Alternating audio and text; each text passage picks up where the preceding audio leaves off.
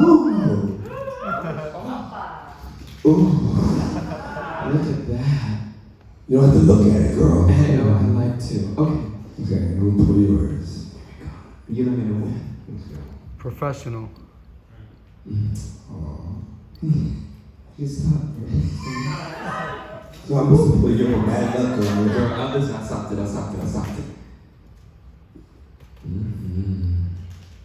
Perfect. Delicious. Round of applause, please. Yeah. Cheers. To you, Kevin, Aviance. To you?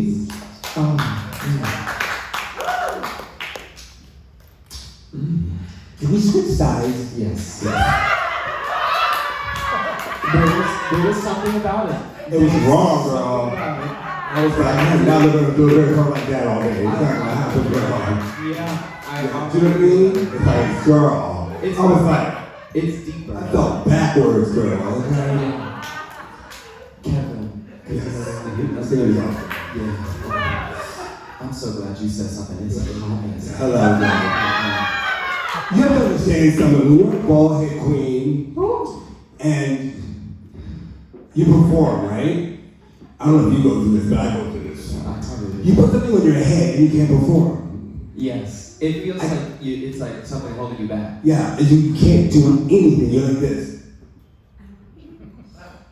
I feel like that about tucking too. If I tuck, I can't do it. Really? I can't perform no, bro. See, I'm like the opposite. I gotta feel everything inside.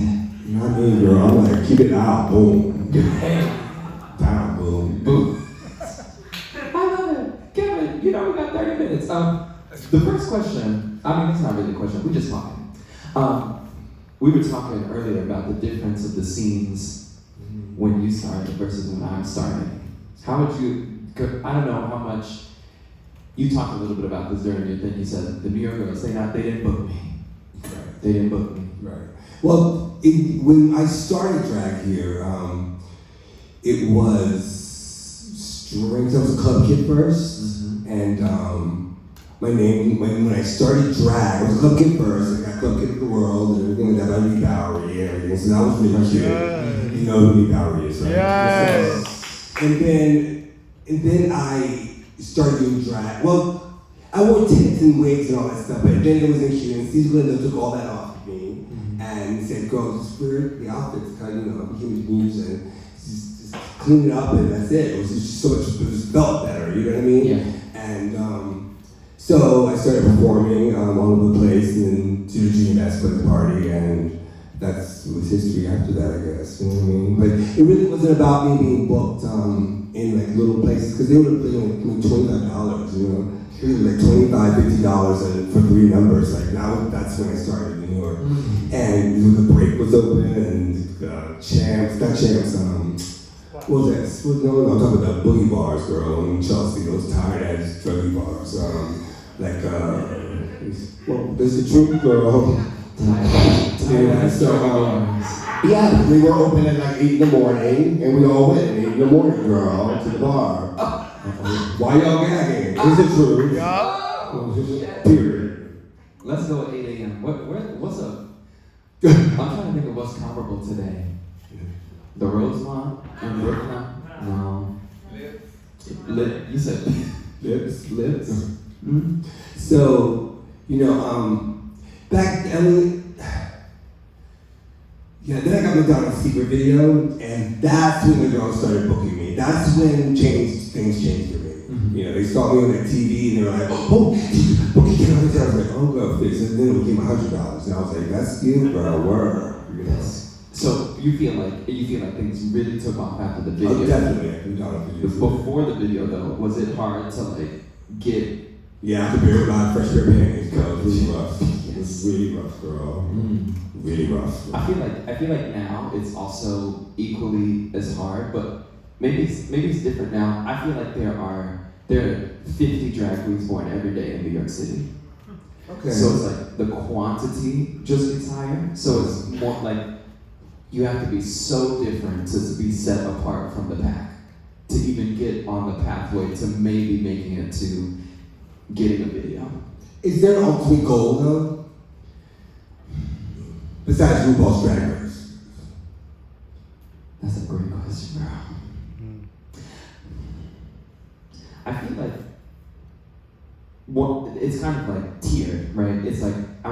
enough money doing the art, however I decide to do it, and be comfortable in it, right? Because it's like right now I'm making money, but I still wake up and I'm like, ooh, $20 for the week.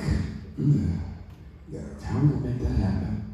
It's like you said, you come buy your first pair of panties. Yeah. Sometimes I wake up and I look at my bank account and I'm like, God damn, I just did 3 shows yesterday. What the fuck? Yeah, it's not about the outfit, the wearing the outfit. It's the stuff you need every day. Like, Yes. Like the nails and the eyelash the lash glue and all that. Those are the things that if you ever want to help a drag queen out, give her a what is it? Beauty supply card, like $400 or $500, just something like that. Yes. And like give it to her or give it to a bunch of girls, and then so that'll be a great gift for these girls. I feel like it's challenging now too because for like people in my level right now because it's very competition based. Like drag is like understood as a competition, and I feel like in so many people's minds that people are afraid to fail now. Like nobody wants to take a risk. Nobody wants to like step out of the ordinary because the club or the bar or whatever is like, well, we need a really commercial thing because the commercial thing is gonna sell tickets.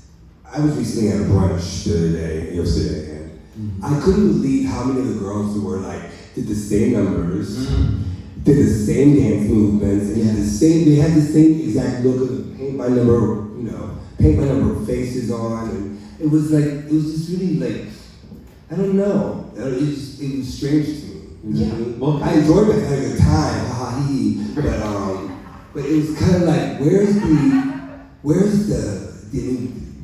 the performance of that drag? Because back in the day, the queens were personalities, I think. Yes. There's Green and Candace, and the girls would really, really present. They did performances. You know what I mean? Yes. And they worked on the things. So it's just everybody's got their little their iPhones, and they're like, here, play this. It's like this, like, what do you call it? Play the next record, and you play the next record. Repeat. It's on repeat. They play it over and over. No, when the DJ picks the record, or what do they call it? It's like a game you play or something. Roulette. Oh, drag roulette at the end of the show. Oh, I see what you. Yes. So that when drag suicide. See, we can't say that no more. We can't say we got it.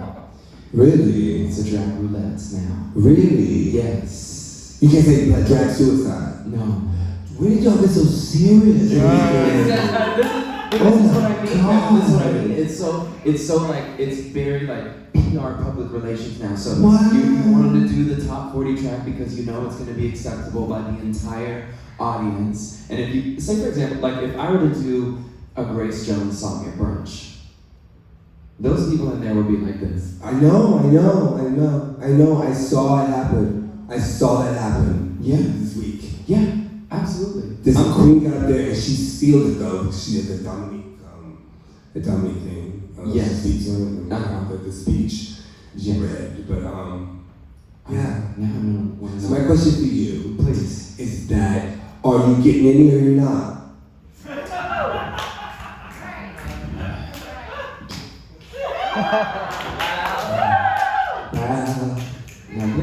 I'm just talking about being lonely.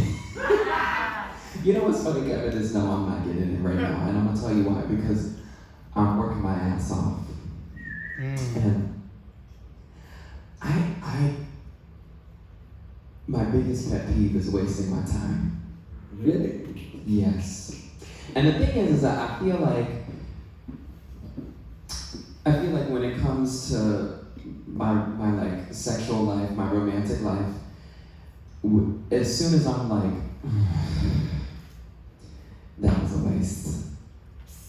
15. Oh, okay, so we get to the good shit. Yeah. Quickly. Yeah. No, I ain't fucking nobody right now, Kevin, girl. I ain't fucking nobody right now. Would I like to be? Absolutely. I would love. It's funny, sometimes when I do cross my mind, my good friend Maria, she's like, oh, you fucking bitch. Doing that number like that. Who broke your back like that? And I'd be like, girl, nobody. I'm just mentally ill.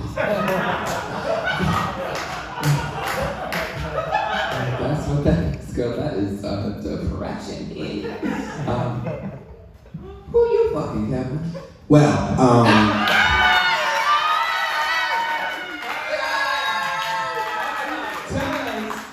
listen, y'all know Kevin Aviance, girl. No, seriously, I am I'm a free spirit. Yes. And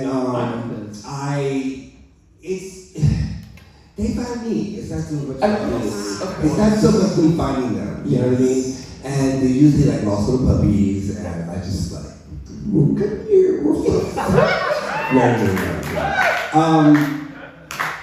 I also, drag took over so much of my life where I kind of let Eric Sneed, which is my real name, the boy Eric was Kevin, whatever.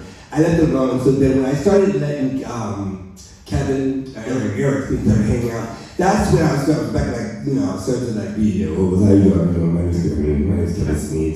Aren't you Kevin Aviance? I was like, oh Lord, okay. So you have to deal with that first, you know what I mean? You have to deal with all that, people calling you now, not warning you in places, because you got a cute boy, they want to call out or because you're a drag queen, and I'm like, what have you done, girl? Are you still sleeping on the sofa in someone's house? Okay, girl, alright. Let's get it. You know what I mean? Like, you want to read, girl? Let's read, girl. You know what I mean?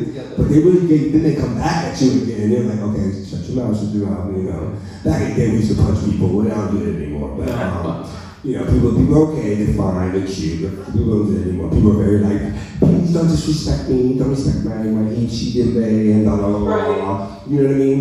And so, they don't really, people are so, they're way different now. I remember going back to New York and just like, I was hanging out with a bunch of friends and we're in bar and we were talking to I was talking to Miss Thing, girl!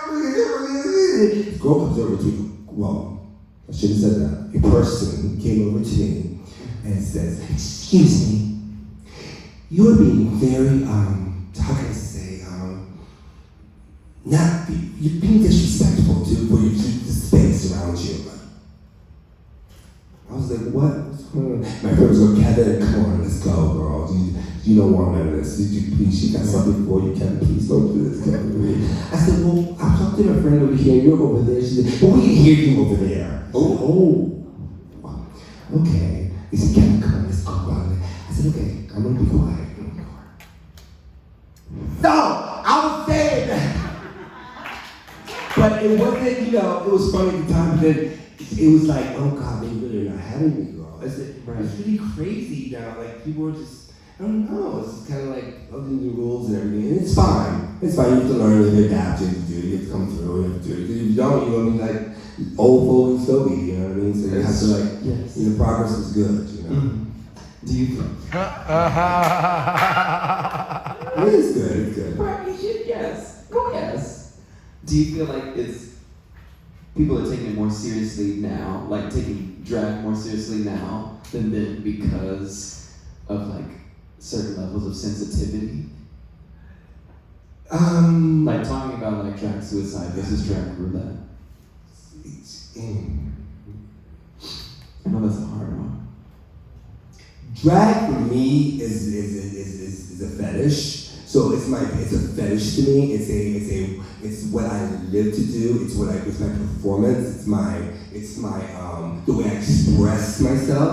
It's the way I consume the world. When the world's going through something, I express myself. So it's like really a lot of like it's my it's when you like taking I don't know how to say it, but taking shit basically. It's just like. Comes out of me, and then whenever I feel something's going on, I'm like, drag on. I mean, early in I'll just get dressed up and I'm like, shh. And the look, you'll never see those looks, but like, they're really crazy. I sit in the house and I'm like, I'm so mad and angry, you know what I mean? Or upset. And I think COVID helped that a lot too, you know what I mean? It's funny that you bring up COVID because during the pandemic, you did the Kevin Aviance show on Instagram. Right. On Instagram, and I remember, not putting your business out right now, there was one of them where you were, completely done up. It was maybe like 1 a.m. And you started crying. And I remember watching it, and I watched them like religiously when they came on. Because for one, it was the only escape that was available, right? Because you couldn't go to the club to listen to dance music. And so I would like put it on my speaker, and I was like dancing, in the living room, and then you started crying, and I was like, bitch, I'm about to start fucking crying too. But it's like, the same way that you think of it, like, I'm responding to the world, and like, it just kind of like comes up. It's kind of the same. I feel like now, not that it wasn't then, but like drag, it feels more urgent now. Like it feels like earlier today I was like harassed on the train when I was on my way to brunch in the morning, like this, and I was thinking to myself, I was like, even like within the span of like the past 2 years, I feel like everything's heightened a little bit more. Because like I remember in my like competition days, 3-4 years ago, it was like you went on the train and it didn't feel like you were out of place in a way.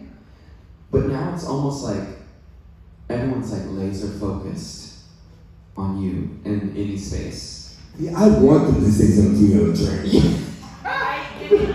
Like, I really want them to be able to have the audacity to say something to me on the train.